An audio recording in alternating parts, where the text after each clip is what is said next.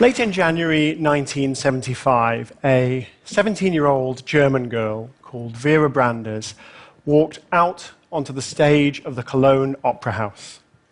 The auditorium was empty. It was lit only by the dim green glow of the emergency exit sign. This was the most exciting day of Vera's life. She was the youngest concert promoter in Germany, and she had persuaded the Cologne Opera House to host a late-night concert of jazz from the American musician Keith Jarrett.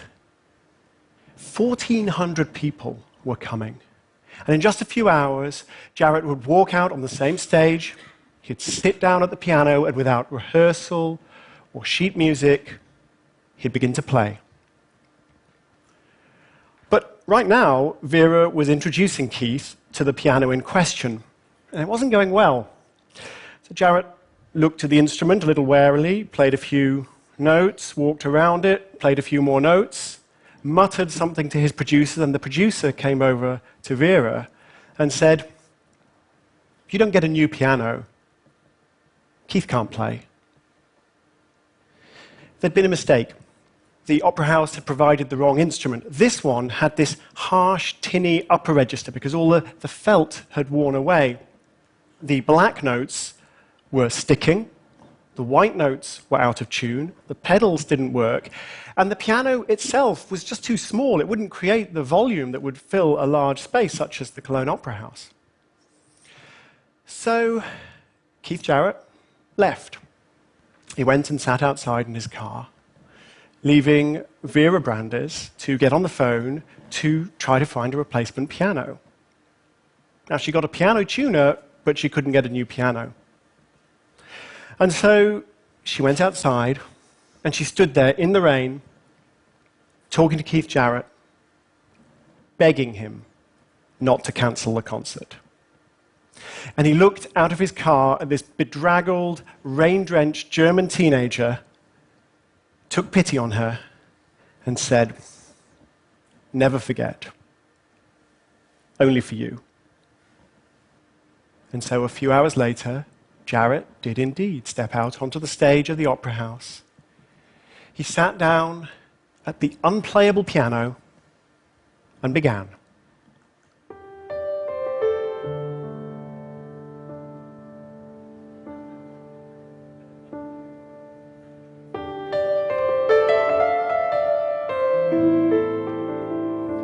Within moments, it became clear that something magical was happening. Jarrett was avoiding those upper registers. He was sticking to the middle tones of the keyboard, which gave the piece a soothing, ambient quality. But also, because the piano was so quiet, he had to set up these rumbling, repetitive riffs in the bass. And he stood up, twisting, pounding down on the keys, desperately trying to create enough volume to reach the people in the back row. It's an electrifying performance. It somehow has this peaceful quality, and at the same time, it's full of energy. It's dynamic. And the audience loved it. Audiences continue to love it because the recording of the Cologne concert is the best-selling piano album in history and the best-selling solo jazz album in history. Keith Jarrett had been handed a mess. He'd embraced that mess, and it soared. But let's think for a moment about Jarrett's initial instinct. He didn't want to play. Of course, I think any of us in any remotely similar situation would feel the same way. We'd have the same instinct.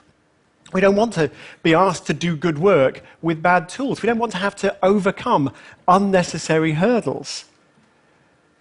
But Jarrett's instinct was wrong. Now, thank goodness he changed his mind.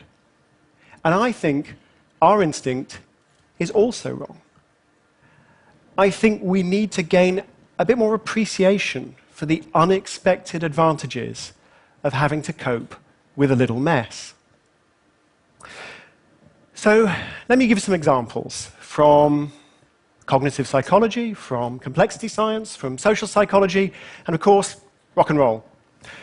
So cognitive psychology first.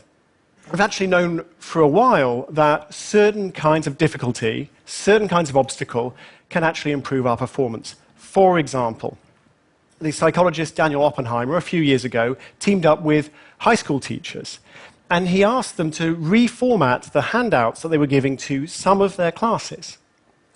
So the regular handout would be formatted in something straightforward, such as Helvetica or Times New Roman.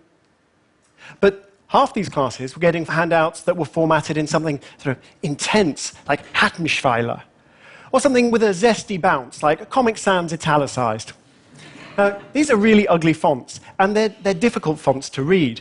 But at the end of the semester, students were given exams, and the students who'd been asked to read the more difficult fonts had actually done better in their exams in a variety of subjects. And the reason is the difficult font had slowed them down, forced them to work a bit harder, to think a bit more about what they were reading, to interpret it, and so they learnt more. Another example. The psychologist Shelley Carson has been testing Harvard undergraduates for the quality of their attentional filters. What do I mean by that? What I mean is, imagine you're in a restaurant, you're having a conversation.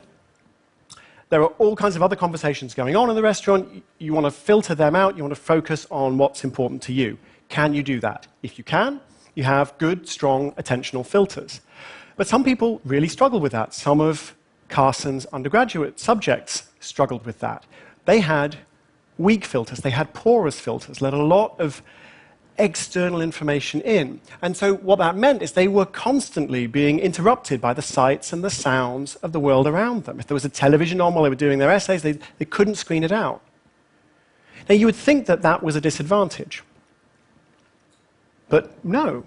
When Carson looked at what these students have achieved, the ones with the weak filters were vastly more likely to have some real creative milestone in their lives, to have published their first novel, to have released their first album. These distractions were actually grist to their creative mill. They were able to think outside the box because their box was full of holes. Let's talk about complexity science. So how do you solve a really complex problem? The world's full of complicated problems. How do you solve a really complicated problem? For example, you're trying to make a jet engine.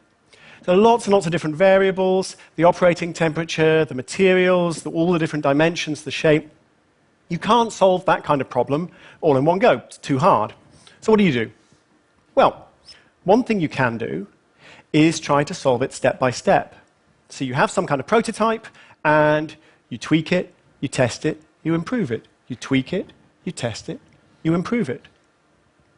Now, this idea of marginal gains will eventually get you a good jet engine, and it's been quite widely implemented in the world. So you'll hear about it, for example, in high-performance cycling. Web designers will talk about trying to optimize their web pages. They're looking for these step-by-step gains. That's a good way to solve a complicated problem. But you know what would make it a better way? A dash of mess. You add randomness early on in the process. You make crazy moves. You try stupid things that shouldn't work. And that will tend to make the problem-solving work better. And the reason for that is the trouble with the step-by-step process, the marginal gains, is they can walk you gradually down a dead end. And if you start with the randomness, that becomes less likely, and your problem-solving becomes more robust. Let's talk about social psychology. So the psychologist Catherine Phillips, with some colleagues, recently gave murder mystery problems to some students. And these students were collected in groups of 4, and they were given dossiers with information about a crime, and alibis and evidence, witness statements, and 3 suspects. And the groups of 4 students were asked to figure out who did it, who committed the crime. And there were 2 treatments in this experiment. So in some cases, these were 4 friends. They all knew each other well. In other cases, 3 friends and a stranger. Now, you can see where I'm going with this. Obviously, I'm going to say that the groups with the stranger solved the problem more effectively, which is true. They did. Actually, they solved the problem quite a lot more effectively. So the groups of 4 friends, They only had a 50-50 chance of getting the answer right, which is actually not that great. There's multiple choice, the 3 answers. 50-50 is not good. The 3 friends and the stranger, even though the stranger didn't have any extra information, even though it was just a case of how that changed the conversation to accommodate that awkwardness, the 3 friends and the stranger, they had a 75% chance of finding the right answer. That's quite a big leap in performance. But I think what's really interesting is not just that the 3 friends and the stranger did a better job, but how they felt about it. So when Catherine Phillips interviewed the groups of 4 friends, they had a nice time.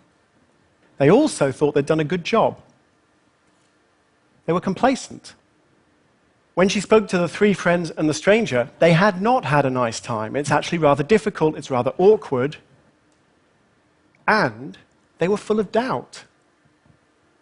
They didn't think they'd done a good job, even though they had.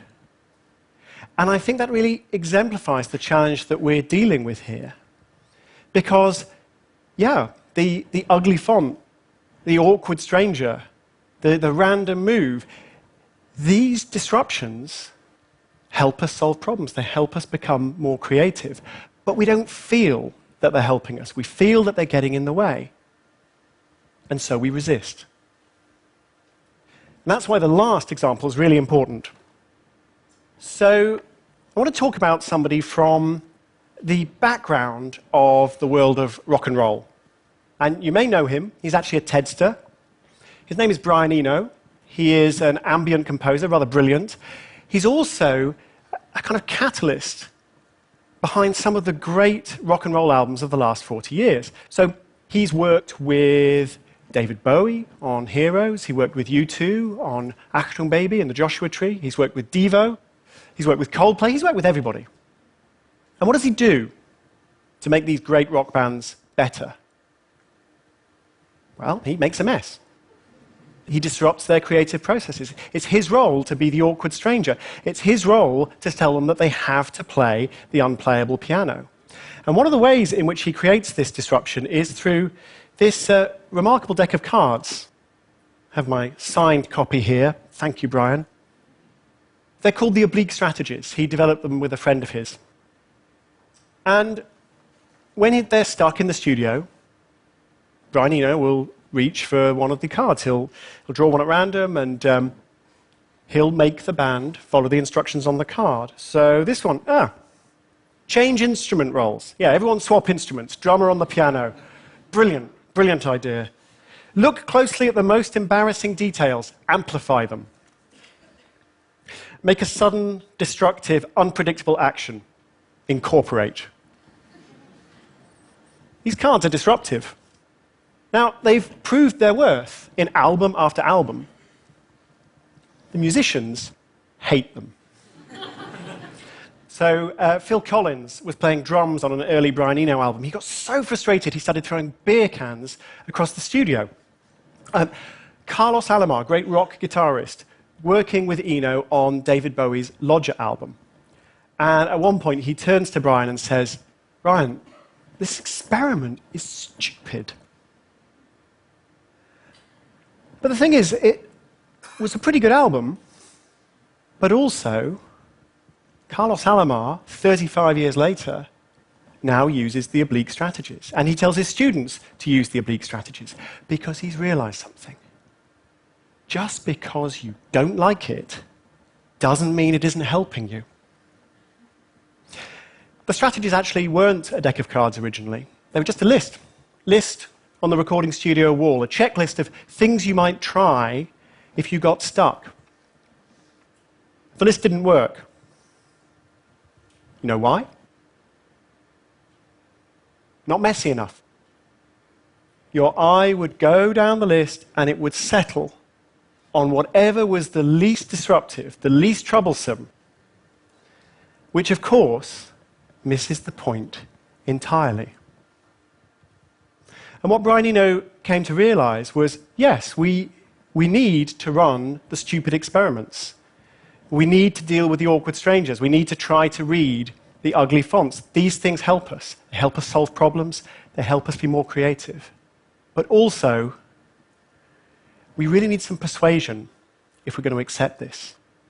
So however we do it, whether it's sheer willpower, whether it's the flip of a card, or whether it's a guilt trip from a German teenager, all of us from time to time need to sit down and try and play the unplayable piano. Thank you.